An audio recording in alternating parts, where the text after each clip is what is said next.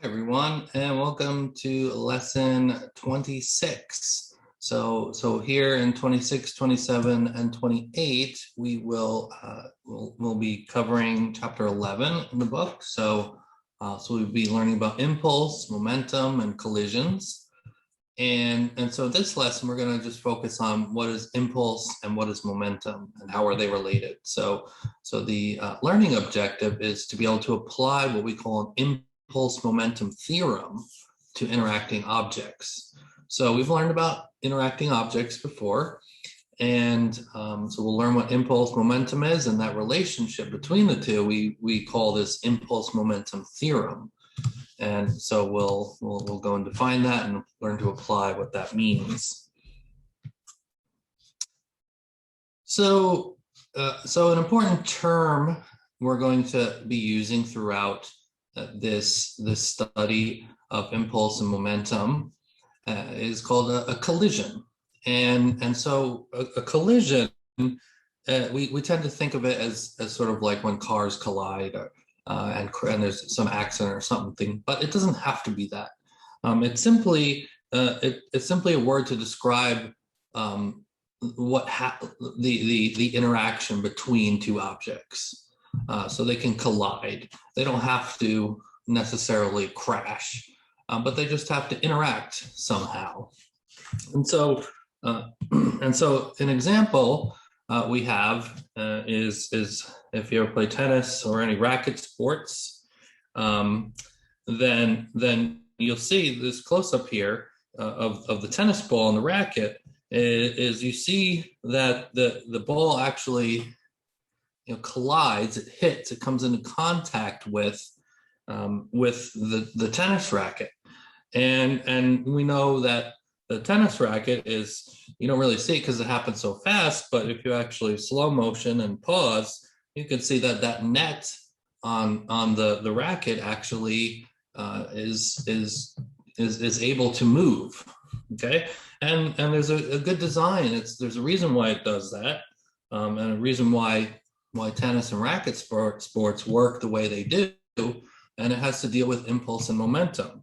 If this were just a very hard wooden racket and just made of wood and nothing else, and the ball was just made out of wood or something, then it would be a very, very different game.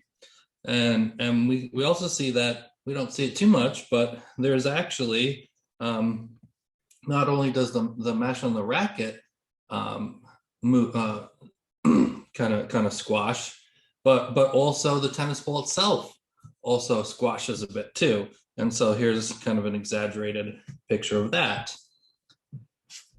And so another example of a collision, and one that we'll analyze here, is with the iOLAB device. So I don't look too closely at what Paul's having you do for labs, but I know one thing you can do, and we'll do this together here in this lesson, is you can attach this. There's this screw with a spring attached to it, and you can screw it into the force sensor of the iOLAB device. And what I'm going to do is I'm going to push the iOLAB device with that spring towards some sort of hard boundary. So here I have just the physics textbook, and so there's going to be an interaction. So the spring, we'll see, is actually going to compress a bit during this interaction. So similar to how the racket and the ball actually compress during their interaction. Okay, so these are just some examples of collisions, of objects interacting with one another. Okay, and so I got this graph from the iOLAB software making this collision. So I'm gonna go and we'll look at the, let's see here. We'll look at the video I took of this so we can see what happens, see it happening as the graph is being made. And if you want, you can go ahead and try this yourself. So down here I have the iOLAB device and the spring's attached, and here's the book. And so I'm going to push it toward the book, and of course it'll bounce off. So we'll watch it happen, and then there's also they'll right after it'll be a real-time version, and then there'll be a slow motion version we can take a look at.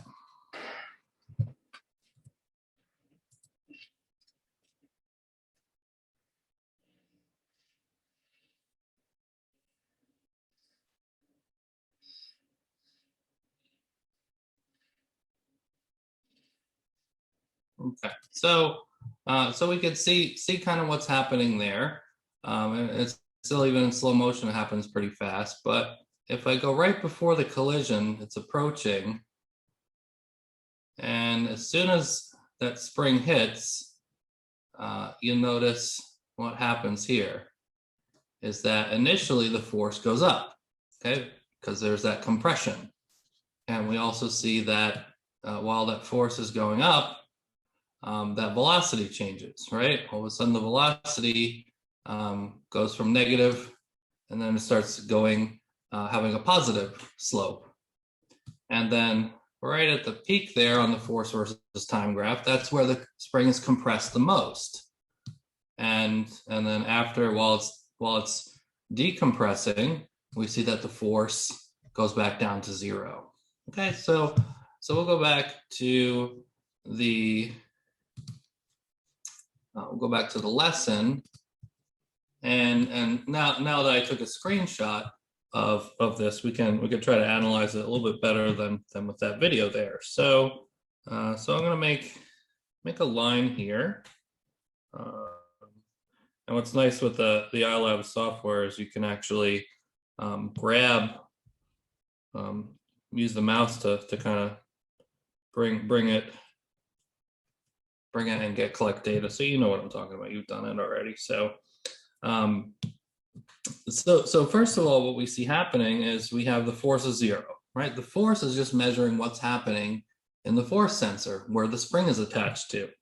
So initially, okay, if we look at the velocity graph, velocity versus time graph, okay, the first portion there is where before I start pushing it. And then once I start pushing it, right, that would correspond to this section here, because the velocity is changing. Okay, that's the acceleration while I'm giving it a push, and while I'm applying force to the device to get it to increase its velocity. And we notice that it's actually negative. The velocity is negative. And you know from looking at the iLab device that depending on the direction you push it in, okay, since the force sensor is toward the negative axis, x-axis on, or y-axis on the device, well then pushing it toward that direction meant the negative direction. So that's the only reason why the velocity is negative there. And another interesting thing you can notice is that it reaches a maximum velocity, but even before the spring touches the book, what do you notice happening here on the velocity? Right now, velocity starts slowing down, right? It starts decreasing, and that's actually, we can actually see pretty clearly here the effect of kinetic friction between the wheels of the device and the surface it was rolling on. And then finally, I put this red line right here where this collision finally starts to take place. Okay, and so we could see once it starts taking place, right, the force is increasing here, okay, during the compression, then we're reaching a maximum compression up here. So if I move this guy to the maximum compression out there,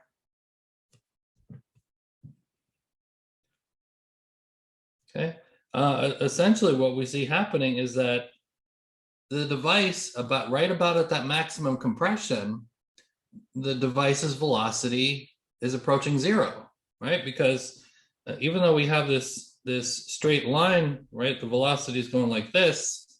Remember from our study of velocity versus time graphs that what's happening right here, right? This is our zero velocity, right here. And so really what's happening is the velocity, the device slows down and then it speeds up. Okay, so it's slowing down in this portion here. while it's going, while the spring is compressing. And then while the spring is stretching back out to its equilibrium position, it's slowing down. And it's not perfect here, right? So the zero is technically there where it stops moving. So it's not exact, but you get the idea. And then once the compression is done, okay, then it starts moving off now with a positive velocity, right? Or here positive, about positive 0.2 meters per second, because it's going in the opposite direction. And then again, we see kinetic friction slowing it down, right? Okay, so the point here I want to really to show you is that on this force versus time graph, we see that there's a certain time interval over which the force is happening. Okay, and we tend to think sometimes in a collision, if two things bounce off each other, maybe that it's like bang, instant. Okay, but there is a period of time, however tiny amount it is, there is a period of time in which the two are in contact. It's not instantaneous. It may be a very tiny amount of time. Okay, like here, it's less than a fifth of a second, but it's still a certain amount of time over which the spring experienced a force. Okay, and so with that in mind, we're gonna look at what this actually means. All right, when a force is experienced over a certain time interval. Okay, and to do this, we're going to go back to square one, back to Newton's second law of motion. Remember, F equals ma. And so to try to get this relationship here, okay, between force and time and velocity, right? These three quantities, we're going to try to relate these, and we can do this because we know the force, Newton's second law, is mass times acceleration, and acceleration is change in velocity. So another way that we can write Newton's second law to express it in terms of velocity rather than acceleration, we could say it's m dv dt. Right, dv dt is just acceleration. And we could also, if we wanted to, we could put the m up in the numerator. That's fine. It's okay to do. So dmv dt. And I'll just put mv in parentheses since it's derivative of m times v with respect to t. And this quantity, mass times velocity, is Newton identified this as a special quantity, and he called this quantity momentum. Okay, and he symbolized momentum with a lowercase p. Don't know why. I suppose m was already used for mass, so so this p, right? P, which is mass times velocity, this is momentum. And we use momentum in English a lot when we say we use it literally. When somebody's running, they have a lot of momentum. When somebody's on a really good train of thought, we say that they kind of have some momentum. So we use it figuratively in that way. And so saying that force is a derivative of momentum with respect to time, this is actually how Isaac Newton described the second law, his second law of motion. He didn't describe it with F equals ma. That's just something we do currently to try to help people new with physics to understand it. Okay, he was kind of out there, out of his mind with brilliance. So so when he was actually inventing or discovering the rules of motion, and inventing calculus to help explain those rules of motion, this is how he stated this law of motion. Okay, and so one thing we can do is we can kind of rearrange this a bit. And so I'm just going to put it as dp equals f dt. Okay, so just basically moving the dt over there. Okay, and we know that this is so we have this relationship here. So the first thing I want to do is analyze this side of this relationship, and then in a couple slides we'll analyze this side of the relationship. Right. So dp, right, is can also be dmv. Okay, and so dp, the change in momentum, we can find the change in momentum if we know the change in mass and velocity. Okay, so to do this, we can integrate.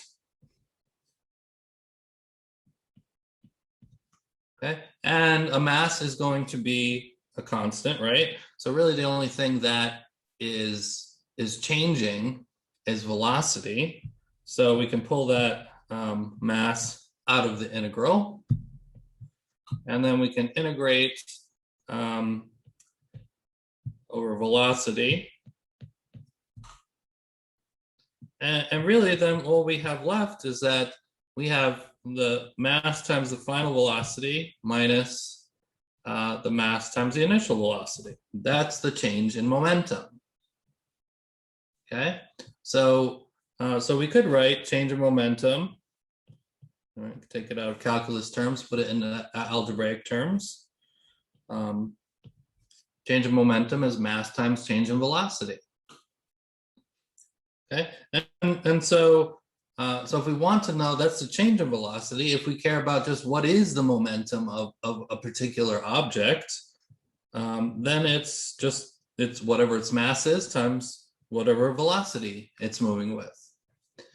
And we can, if we want, we can say, put our vector arrows over those to indicate that, momentum is a vector quantity, does have direction, and because of velocity is a vector quantity. And so the units, if we were to say, all right, what are the units here? Well, mass is kilograms, velocity is meter per second. And so it's a little weird, but the units we use for momentum are kilogram meter per second. We don't give it a special, anything special, like with force. Force is mass times acceleration, which is kilogram meter per second squared. We give it a special unit, the Newton. But we don't do anything special with momentum. So it's a little weird, but that's just how it is. All right, so let's go back to our the analysis that we were doing with the collision with the IOLAB device with the spring attached to it. And so what I did here was I took a screenshot where I put the arrow, the cursor over a certain spot, and then you know that it matches the spot for all the graphs that you have open. And so what I did was I put it right before this collision occurred. So we can try to say, what is the momentum the device had before, prior to the collision? And so by doing that here, okay, put the cursor here right before the collision, I could see, look up here in the upper left, Vy is 0.280 meters per second. Actually, it's minus 0.280. And so if we want to know the momentum of the object, okay, the mass, I think the mass of the IOLAB device is about 0.2 kilograms. And so if we're looking for its initial momentum, maybe I'll say PI, it's the mass, which doesn't change, times the initial velocity, that negative 0.280 meters per second. Okay, and so my initial momentum is negative 0.056 kilogram meter per second. Okay, so that's all there is to it, to finding an object's momentum at one point in time. Okay, and so momentum is a vector quantity. The direction does matter. So since the device was moving to the left initially, and then it bounced and moved to the right, we need to use something to indicate that change in direction. Okay, now let's try to find the change in momentum. So here I put the cursor over over the graph on the portion after the collision took place, right? So this whole U here in the force time graph, that's when the collision was taking place. And now I see afterward, I have a new velocity of positive 0.261 meters per second. And so if we want to find this change in momentum, okay, change in momentum we did before was just mass times change in velocity, okay, or mv final minus mv initial. Okay, so let's put in the final velocity then. So it's mass, the final momentum. So it's the mass, 0.2 kilograms, times the final velocity, which we see from this graph, is positive 0.261 meters per second. And then we'll do minus the initial momentum. Okay, I'm running out of room here. So what I'm going to just do is this over here, and I'll just call this is P final. Okay, and from so P final, if we do that out, I get 0.0522 kilogram meter per second. Okay, so we found the initial momentum, we found the final momentum. So if we want to find the change in momentum, okay, it's going to be P final minus P initial. Okay, so P final is 0.0522. I'll just leave the units out since I didn't leave enough space here. And it's going to be minus the initial. Okay, so the initial was, we'll call up here, negative 0.056. So I'm going to have to subtract negative 0.056, okay, which is equivalent to adding, right? So the change in momentum is 0.1082 kilogram meter per second.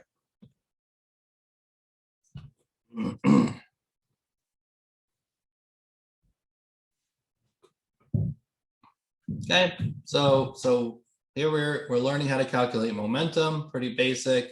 Initial momentum, final momentum, and then a change in momentum. So now if you want, the next slide we'll look at a question that maybe you can try on your own, see if you could figure out, maybe pause the video and see if you could figure out what is the cart's change in momentum. Okay, so what do we have here? So up top we have an initial momentum going on, and we know that momentum is mass times velocity, and so we're given that this is 10 kilograms times 2 meters per second. That's pretty basic, so 20 kilogram meters per second. And so here it's kind of up to you to decide what you want to be positive and what you want to be negative. Okay, so since this object is moving on the screen here, I associate this with the negative axis. So I'm going to call this initial momentum negative 20 kilogram meter per second. Okay, and then the final momentum, mass times final velocity, right? Still at 10 kilograms, but now it's 1 meter per second. Okay, so I'll call that positive 1 meter per second because now it's going the opposite direction. So that means a final momentum of positive 10 kilogram meters per second.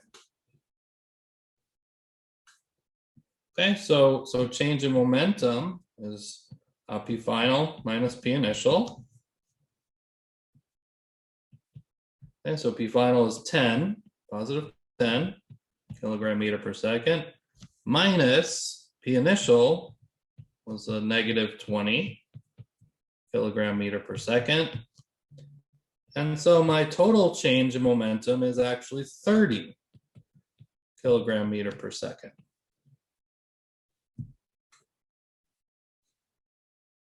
Okay.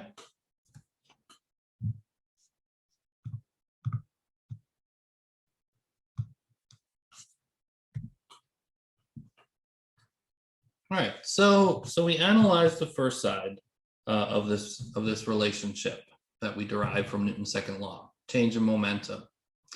Now the second side, F dt, well, we're talking about force times the time interval, and so that change in momentum is equal to the force times the change in time interval, and so the left side we call change in momentum. The right side, this F dt, we give this a special term and we call this impulse.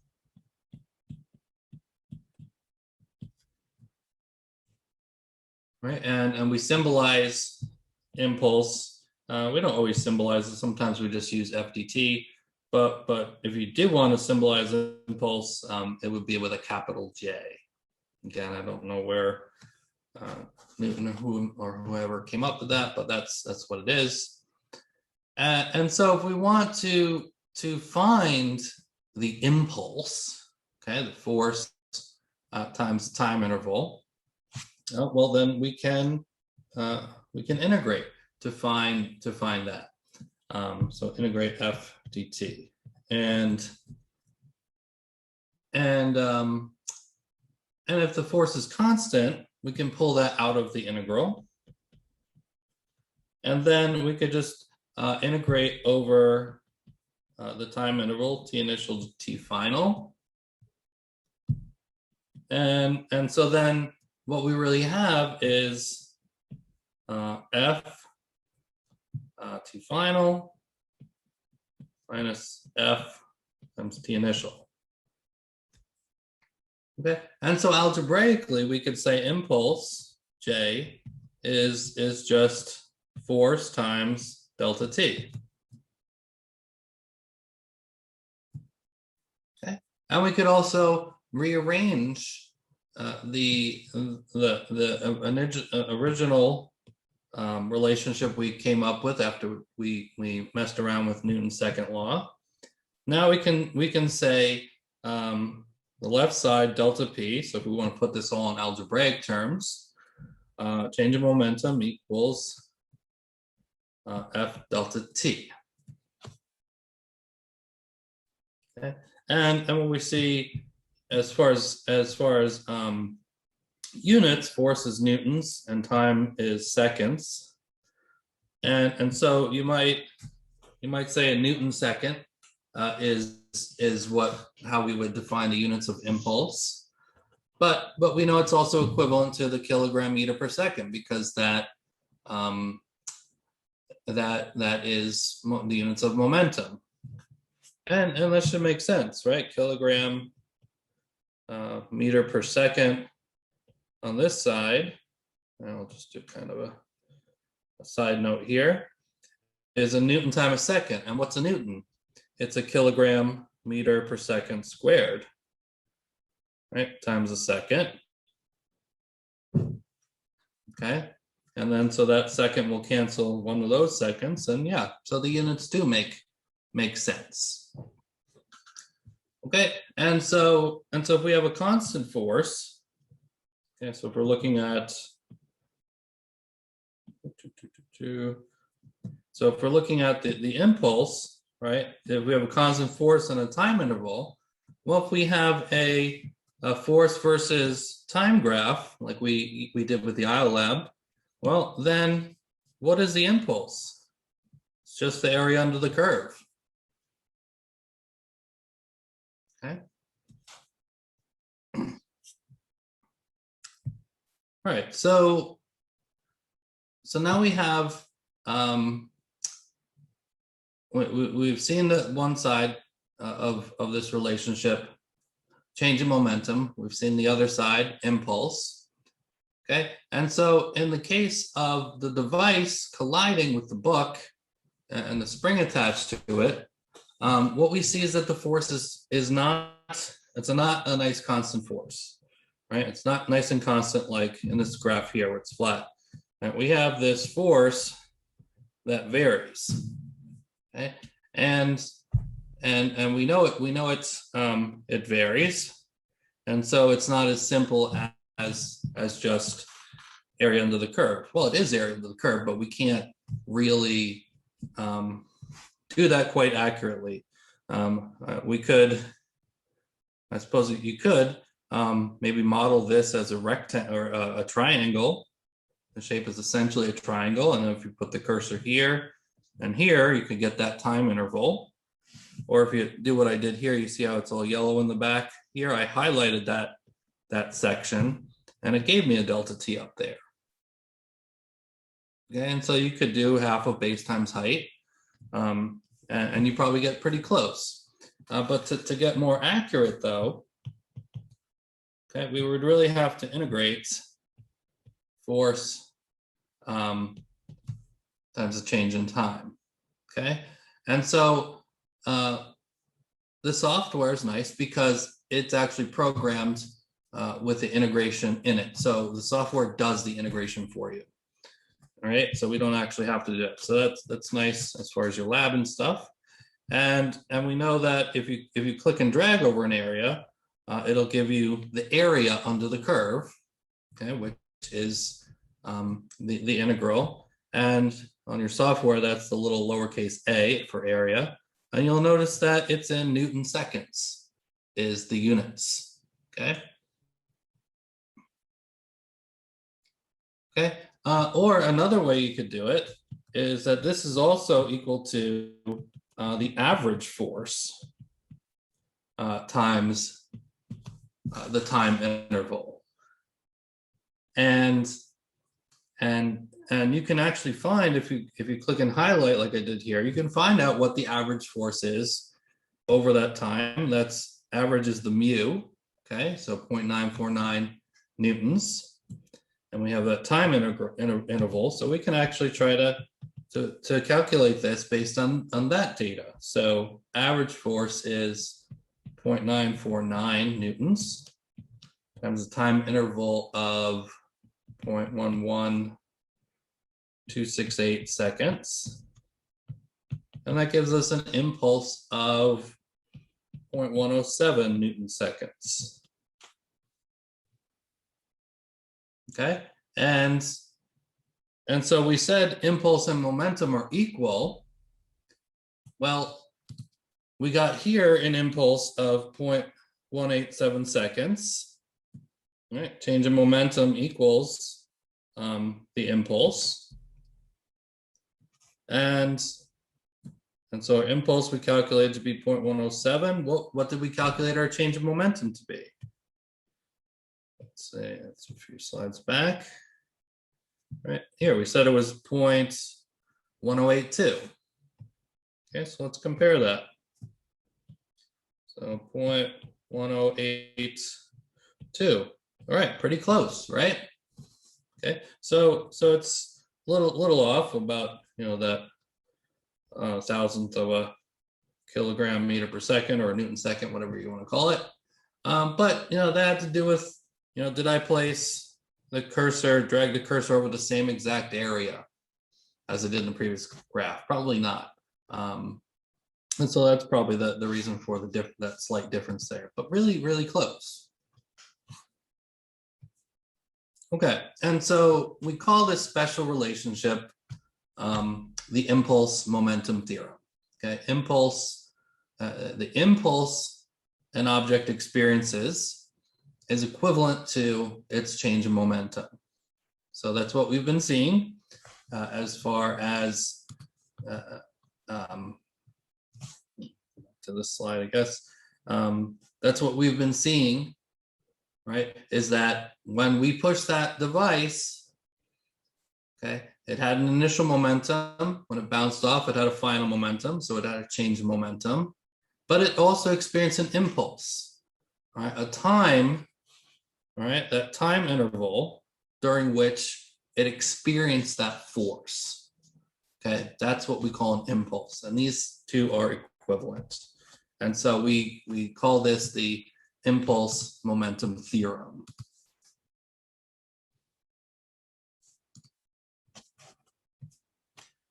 All right, so let's try to do an example here of this. So here we have a 2 kilogram object moving to the right with a speed of 0.5 meters per second and experiences a force.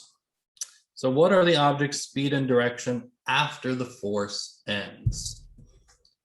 Okay, so we see we have a force versus time graph. We see during this time interval of a half a second, it experiences a constant force, right? That 8 newtons, nice flat constant line there. And so we know that the change in momentum is equivalent to the impulse. Okay, and what are we looking for? What is the object's speed and direction after the force ends? Okay. So we're essentially looking for the final velocity, right? So, so change of momentum is P final minus P initial equals impulse, and P final minus P initial. P final is MV final, and P initial is MV initial. And then of course force times time. So so we want to solve for V final. So V final is going to be force times time plus mass times initial velocity, okay, all divided by the mass. Okay, so we have this constant force of 8 newtons, time interval of 0.5 seconds, plus the mass, 2 kilograms, initial velocity of 0.5 meters per second, and all divided by the mass of 2 kilograms. And I get 2.5 meters per second, right, is the velocity, okay, or the speed. So it said, what are the object's speed and direction? So that's the speed, the 2.5 meters per second. So what's the direction? Okay, is it to the right or is it to the left? Well, we noticed that it indicated to us that the object is moving to the right initially. Okay, and so if it experienced a positive force, it's going to continue moving in the same direction. Okay, so this would be to the right.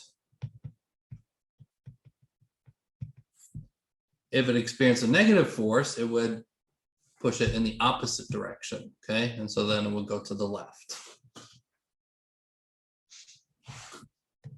All right, so you should be able to do a few of these problems now from the homework. So this lesson focused on this impulse momentum theorem, this relationship.